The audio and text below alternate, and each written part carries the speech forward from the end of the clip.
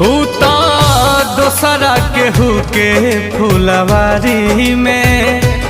बाड़ी जाके खिले के तैयारी में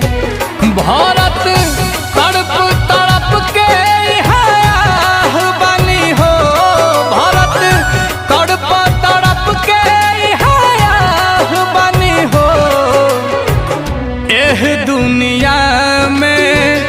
प्यार के जैसन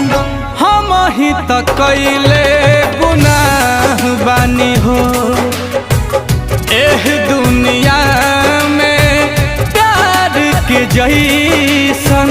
हम ही त कैले